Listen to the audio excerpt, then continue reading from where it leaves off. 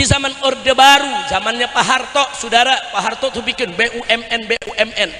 Bahkan di daerah ada BUMD. Untuk apa, saudara? BUMN itu BUMN yang mengurus tambang emas, yang mengurus timah, yang mengurus saudara nikel, BUMN yang mengurus asuransi, BUMN yang mengurus penerbangan, saudara, BUMN yang mengurus pelayaran. Ada ratusan BUMN dulu dibuat. Untuk apa? Supaya BUMN itu saudara bekerja cari untung untuk membiayai negara. Makanya dulu zaman Pak Harto pajak rendah. Pajak itu rendah diambil dari rakyat. Kenapa? Karena BUMN-nya jalan. Sekarang BUMN-nya dirampok. Semua BUMN rugi. Gila, semua BUMN bisa rugi, saudara. Loh, kenapa bisa rugi? Buzzer diambil dijadiin komisaris, artis diambil dijadiin komisaris, influencer diambil dijadiin komisaris, saudara. Ada apa? Orang-orang bodoh, orang-orang tolol diangkat menjadi komisaris BUMN dengan gaji ratusan juta per bulannya. Bangkrut. Nah, begitu udah bangkrut, mau nyari duit dari mana? Rakyat dipajakin, saudara. Apakah ada menteri yang bilang, ya ini kan pajak sama zakat, pala lu bomenyan. Saudara, zakat itu Allah ambil dari orang kaya. Orang miskin nggak wajib zakat. Betul, betul. Dan zakat itu diambil dari si kaya, dikasih kepada si miskin. Betul, betul. Itu zakat. Kalau pajak enggak, diambil dari orang miskin buat ngempanin pejabat. Jadi itu pejabat pada makan diempanin dari uang rakyat, tidak punya malu. Nah, begitu sekarang orang ribut di mana-mana pajak, mereka marah, saudara. Kalau rakyat kritik jangan marah. Kalau rakyat kritik ambil pelajaran. Kalau rakyat kritik perbaiki negeri. Saudara, kita jangan pernah ragu melaksanakan syariatnya. Jangan pernah ragu menjalankan aturan dan hukumnya. Kalau kita ikut Nabi, saudara, apa yang sudah ditetapkan Allah dan Rasulnya, hidup kita bahagia dunia akhirat. Jangan kita jadi manusia sok tahu, gonta-ganti hukum Allah. Allah udah tetepin, pencuri potong tangan, jalanin, saudara.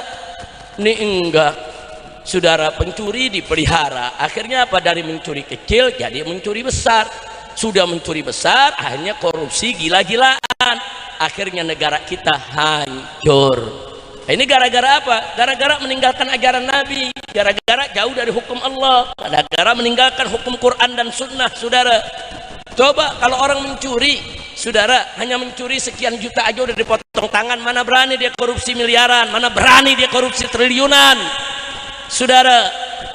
Ini enggak, mencuri dibiarkan, saudara. Bahkan akhirnya apa?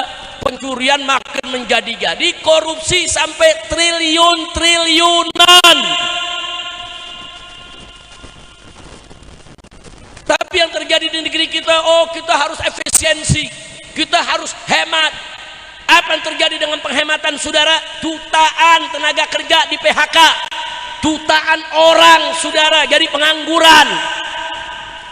Cuman yang menariknya 30 menteri rangkap jabatan. Apa ini negeri, saudara? Dia jabatan wakil menteri, saudara. Ada beberapa menteri yang punya rangkap jabatan. Ini wakil menteri. Tidak kurang dari 30 wakil menteri rangkap jabatan, jadi komisaris di berbagai macam BUMN. Dia bagi-bagi duit miliaran kemana-mana, rakyat miskin. Kenapa? Karena kita tidak ikut aturan Nabi kita, karena kita tidak menegakkan hukum kita punya Nabi, karena kita meninggalkan syariat Nabi yang sebetulnya penuh rahmat, penuh berkah, penuh makfirah.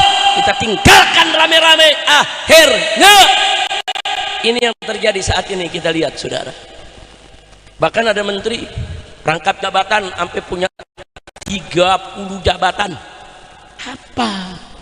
Orang yang nganggur banyak, kenapa itu jabatan gak dibagi-bagi, saudara? Kenapa kok bisa satu orang punya jabatan sampai 30 jabatan, 20 jabatan, 15 jabatan, dan tiap jabatan digaji ratusan juta. Gila ini negeri, saudara. Enggak, saya enggak kaget kalau negeri ini semakin kemari semakin gila. Kenapa?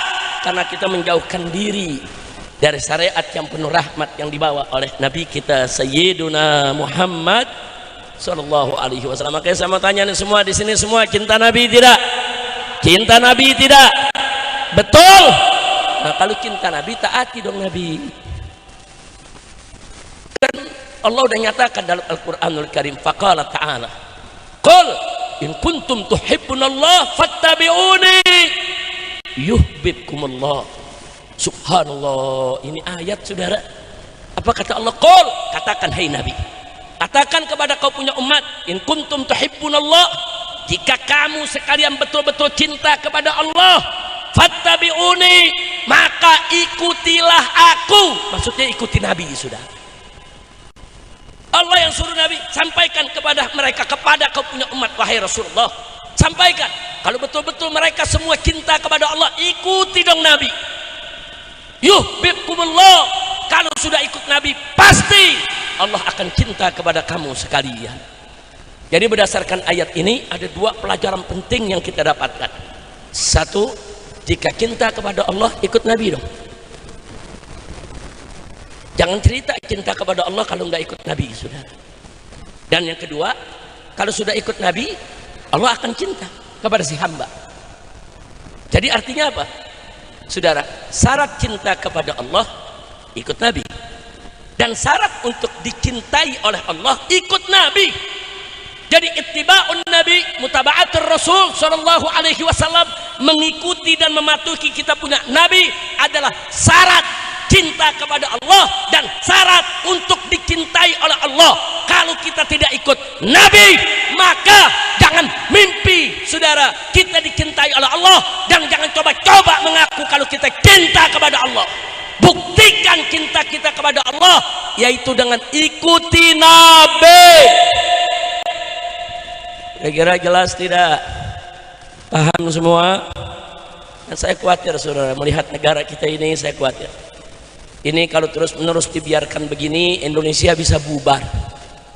Bisa bubar, saudara. Besok Aceh bisa negara sendiri, Sumatera Barat bisa negara sendiri, saudara, Kalimantan bisa negara sendiri, Sulawesi bisa negara sendiri, Papua bisa negara sendiri. Bagaimana tidak kalau korupsi dibiarkan?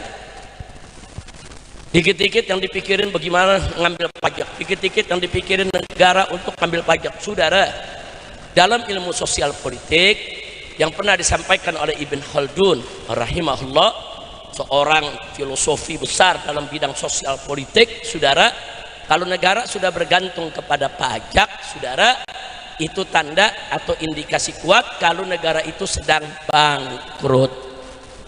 Jadi negara kita ini sedang bangkrut. Nah, pejabat jangan marah kalau dibilang bangkrut. Fakta, kalau nggak bangkrut kenapa ngambil pajak? Saudara, ini negara lagi bangkrut, bangkrut. Saudara, dulu di zaman Orde Baru, zamannya Pak Harto, saudara, Pak Harto tuh bikin BUMN. Bahkan di daerah ada BUMD. Untuk apa, saudara? BUMN itu BUMN yang mengurus tambang emas, yang mengurus timah, yang mengurus, saudara, nikel. BUMN yang mengurus asuransi, BUMN yang mengurus penerbangan, saudara.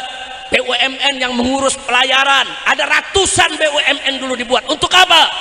Supaya BUMN itu, saudara, bekerja cari untung untuk membiayai negara. Makanya dulu zaman Pak Harto pajak rendah. Pajak itu rendah, diambil dari rakyat. Kenapa? Karena BUMN-nya jalan. Sekarang BUMN-nya dirampok. Semua BUMN rugi. Gila, semua BUMN bisa rugi, saudara. Loh, kenapa bisa rugi? Buzzer diambil dijadiin komisaris, artis diambil dijadiin komisaris, influencer diambil dijadiin komisaris, saudara. Ada apa? Orang-orang bodoh, orang-orang tolol diangkat menjadi komisaris BUMN dengan gaji ratusan juta per bulannya. Bangkrut. Nah, begitu udah bangkrut, mau nyari duit dari mana? Rakyat dipajakin, saudara. Apakah ada menteri yang bilang, ya ini kan pajak sama zakat, pala lu bawa menyan.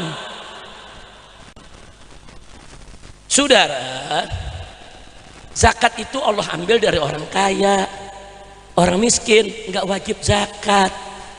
Betul, betul. Dan zakat itu diambil dari si kaya, dikasih kepada si miskin. Betul, betul. Itu zakat. Kalau pajak enggak, diambil dari orang miskin buat ngempanin pejabat. Jadi itu pejabat pada makan diempanin dari uang rakyat, tidak punya malu. Nah, begitu sekarang orang ribut di mana-mana pajak, mereka marah, saudara. Kalau rakyat kritik jangan marah. Kalau rakyat kritik ambil pelajaran. Kalau rakyat kritik perbaiki negeri. Hati-hati, saudara.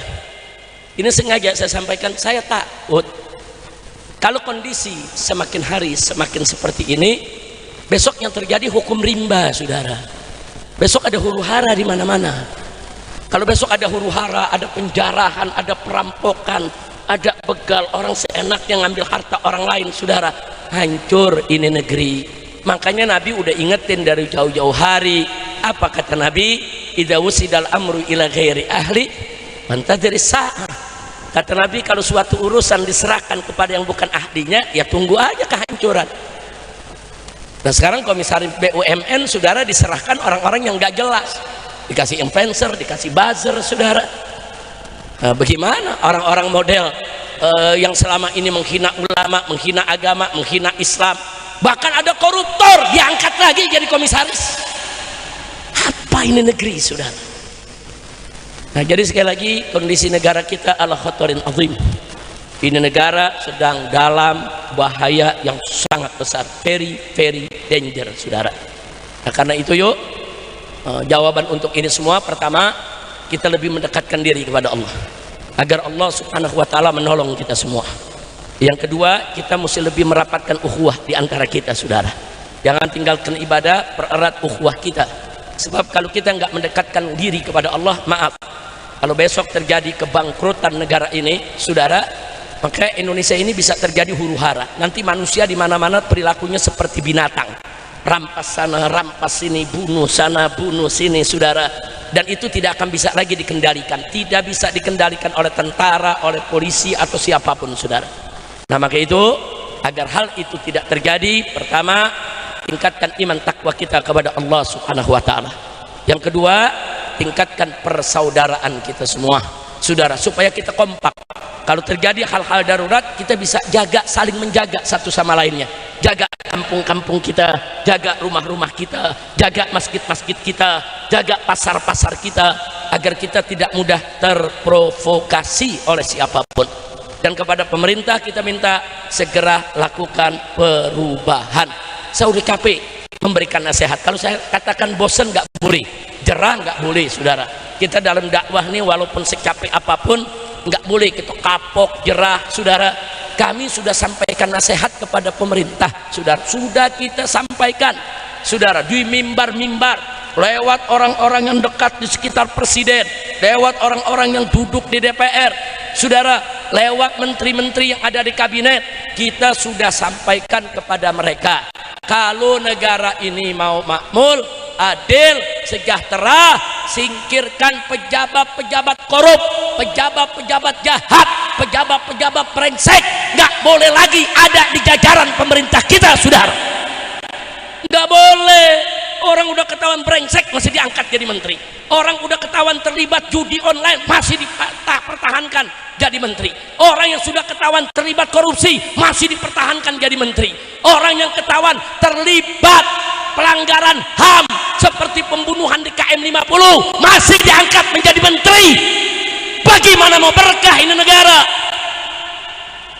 Innalillahi wa inna ilaihi raji'un, saudara. Nah, maka itu, saudara, di malam peringatan manusia yang serba sempurna, paripurna, yaitu Nabi Yuna Muhammad sallallahu alaihi wasallam, kita mohon kepada Allah dengan tawassul, yaitu tawassul melalui kesempurnaan nabinya, saudara, kesempurnaan akhlaknya, karakternya, kehidupannya, perilakunya, agar Allah menyelamatkan kita punya negeri ini. Amin, amin ya rabbal alamin. Ini negara kita saya udah nggak bisa ngomong lagi, udah ya kuat.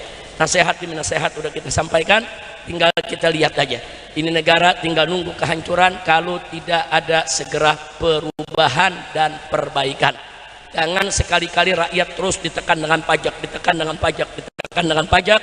Besok akan ada saatnya rakyat akan tumpah ruah ke jalan untuk menolak itu. Belajar dari peristiwa di Pati. Belajar dari peristiwa di Pati. Pajak naik 250%, rakyat turun besar-besaran, saudara. Begitu turun baru dia normalkan lagi itu pajak. Nah, ini kenaikan pajak bukan di Pati aja, hampir di semua daerah, saudara. Nah, itu bukan hanya PBB yang naik, pajak-pajak yang lain juga ikut naik. Ada urusan apa? Kok menteri yang bisa mikirnya pajak dipertahankan terus? Katanya ini ahli Bank Dunia, ini ahli moneter, ini ahli IMF, ini ahli PBB. Kalau cuma malakin preman juga bisa. Betul? Betul? Saudara, menteri itu bukan tukang palak. Kalau preman tukang palak, menteri jangan jadi tukang palak. Kerjaannya rakyat dikit-dikit pajak, dikit-dikit pajak, dikit-dikit pajak. Maka itu saya ajak umat, saudara, kalau anda dipajaki apapun anda tidak mampu bayar, nggak usah bayar. Lawan itu, saudara, pajak-pajak yang zalim. Ada urusan apa rakyat yang miskin diwajibkan pajak di luar daripada kemampuannya? Jangan bayar. Kira-kira berani gak? Berani tolak pajak yang yaitu yang mencekik? Berani tidak? Berani tidak? Takbir. Maka itu semua gerakan-gerakan anti kenaikan pajak saya dukung di seluruh Indonesia, saya dukung, saudara. Bukan, itu bukan mengada-ngada, bukan, saudara. Jadi kadang-kadang saya kalau begini, saudara, jadi ingat dulu, saudara, anda tahulah saya dulu bagaimana berseberangannya dengan Gus Dur, saudara, dalam urusan-urusan pemikiran liberalnya. Tapi dalam urusan politik Gus Dur banyak benernya, saudara. Dulu Gus Dur bilang apa? DPR MPR itu kan kayak taman kanak-kanak, bubarin aja itu. Emang betul kenyataannya sekarang DPR MPR kayak taman kanak-kanak. Saya mau tanya, kalau DPR MPR kayak taman kanak-kanak, pertahankan atau bubarkan? Pertahankan atau bubarkan? Betul. Gus Dur pernah ditanya sama wartawan, Gus bagaimana nih kalau DPR udah nggak bener? Ya sudah, kalau udah banyak tikusnya bakar aja. Wartawan tanya, Gus, masa rumah banyak tikus, bukan tikusnya aja yang diusir, masa rumahnya yang dibakar? Ya habis bagaimana kalau gedungnya isinya udah semua tikus? Ya, jujur aja, ngelihat dari soal ini Gus Dur benar tidak? Benar tidak? Benar, sudah. Fakta, bahkan Gus Dur pernah bicara, jangan percaya itu densus-densusan. Itu sandiwara, itu sinetron itu, pura-pura tuh ada teroris, sebetulnya cuma mau cairkan bantuan aja. Seorang Gus Dur berani mengatakan begitu, saudara. Fakta memang terjadi dan kita alami. Jadi mereka banyak main sinetron, bersandiwara, main drama. Ini ngatur negara. Ini bukan panggung sandiwara. Ini negara yang rakyatnya ada 275 juta. Ini negara, atur yang betul.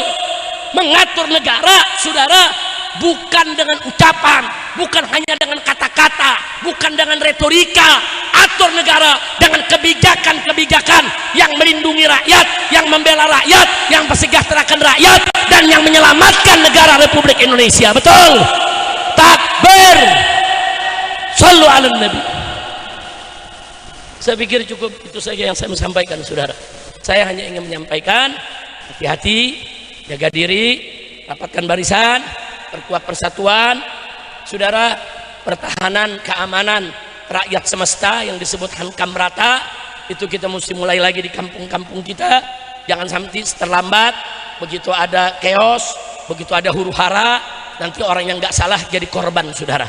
Jadi jaga kampung masing-masing, jaga rumah masing-masing, saudara, jaga. Itu yang nggak bisa mengharapkan aparat yang jaga kita. Jangan mengharapkan aparat, saudara. Kadang-kadang kita hilang kambing, lapor aparat, bayarnya pakai kebo. Bukan mungkin ketemu, mungkin rugi. Betul? Betul? Nah ini fakta, saudara. Nah makanya saya sudah katakan berkali-kali, kalau polisi mau benar, Kapolrinya ganti, saudara. Banyak orang menghina agama, menghina ulama, saudara, menghina habaib. Kita laporkan ke Mabes Polri, nggak diproses. Ini Kapolri macam apa?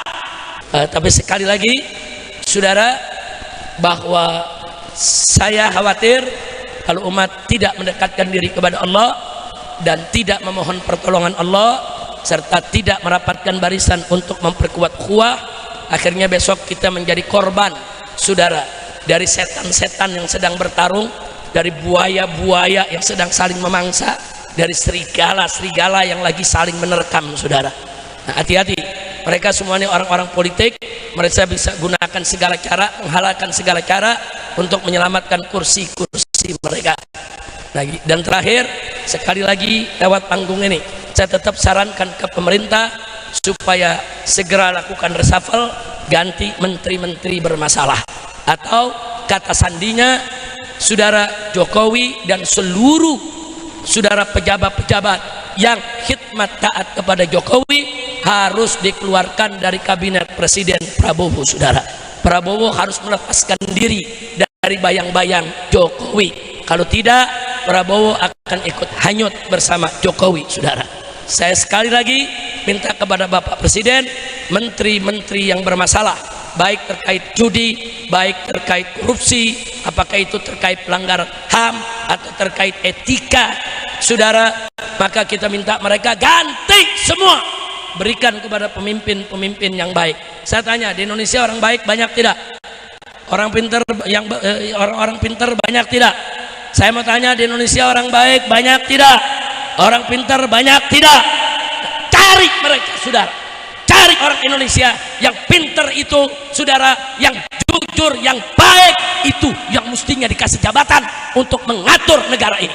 Saya sampaikan kepada Bapak Presiden Prabowo, Anda presiden mengatur negara, bukan mengatur perusahaan.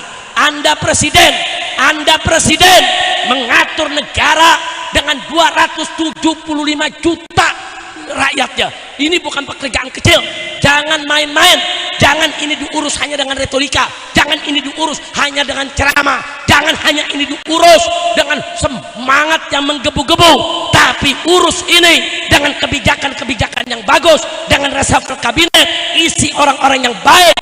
Insya Allah presiden kita kalau melakukan itu, beliau akan menjadi presiden yang baik, saudara. Amin ya Rabbal